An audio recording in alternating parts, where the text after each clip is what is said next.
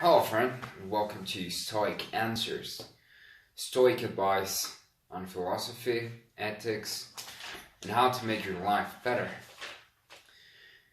So today I want to discuss wasting time, the wasting of time, and some phrases of Seneca that gives us an idea of how to do it less, but more so make us understand why wasting time is such a dangerous thing to do. While we are postponing, our life speeds by. Where does it all begin? It begins when we are children. We are born into the world and it's magic everywhere. We are seeing constantly new things and we are accustoming us to this whole new world. And we really don't have a perception about time. It really isn't on our minds. But later on in life, you start to realize that you are going to die someday. And that is an extremely self-conscious moment where you realize that you really don't have that much time. So you don't think about it that much. Like, you are 15 years old and you are with your friends and you are living your life as you should normally, but you are really not thinking that much about time. You still have a lot of time left, but you really aren't thinking that much about it. But then the adult life comes, and it comes a moment when the realization that you really don't have that much time kicks in, and anxiety kicks in. And that is when life changes. Life changes into a more complicated life where you have to put emphasis in other things that you weren't worried about when you were a kid. So anxiety is just fear. It's fear of life, of not being able to cope with life and to make life your own. And it's a pretty complicated issue. Life it's complicated. But anxiety is a feeling that has a lot of things to say, like what you would like to be doing and why are you not doing it. That's anxiety. Anxiety creeps in because you know that you should be doing the things that are gonna further you in life, but you aren't doing it. How do you mention Seneca? You act like mortals in all that you fear, and like immortals in all that you desire. So everything that we desire, that we really desire, we are putting it off to later. Someday we're gonna write a book. Someday we're going to start that business. Someday. And we never do it. And we are like mortals with our fears. Everything that we fear, we put our attention into. All these little things that emerge through the day, that we feel that we have to attend, like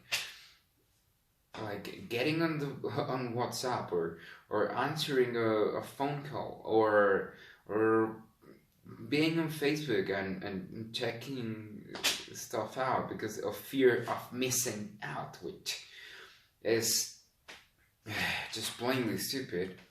You should be doing what would make you better in life, not checking what you're missing. Like, it's better to live instead of to expectate what is happening in other people's life. So there's a lot of distraction in life. There's social media. Social media is literally designed for getting our attention and getting long chunks of our time there in social media, just watching other people. And while we are watching other people, we are watching ads as well and getting advertising stuff. And we are literally distracted in an unimaginable way. And that is distracting us. That is a way of wasting our lives, to become distracted. And anxiety as well. Anxiety, we don't know what to do with it, so we numb it. We numb it with alcohol, we numb it with social media, we numb it with everything that can distract us, that seems easier in the short term, to avoid the pain of having to really do things that will make us better in life, to make us who we want to be. And that is an issue. So that's the second phase. All this distraction, this anxiety, this questioning of oneself, that is the second phase of life and wasting our time. But there is a third phase, and that third phase is beautiful, and that's where I want you to be, and where I want to be myself, at least the entire time. And that phase is the phase of decision and confrontation. And that part is where you realize that nobody's gonna come to help you in doing anything. Your dreams are not going to be fulfilled magically. There is not going to be one moment where you will wake up and everything will be happening just magically. It will not happen.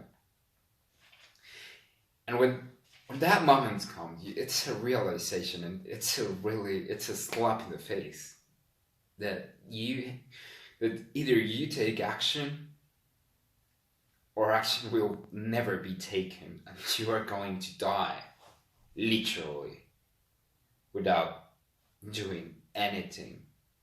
And that is really, really, really sad.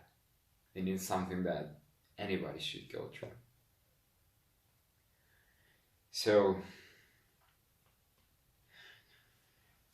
what are some solutions for this phase, and how does one start this phase? And this is really important, because this is a moment where you are going to start actually living. It's not going to be easy. It's not going to be easy. First, it's going to be a reality check that's going to be hard, and it's going to be really, really, like, it's going to take a lot of you and a lot of your personality, and you will have to leave a lot of things behind and actually start transforming and becoming the person that you want to become through work. And like a piece of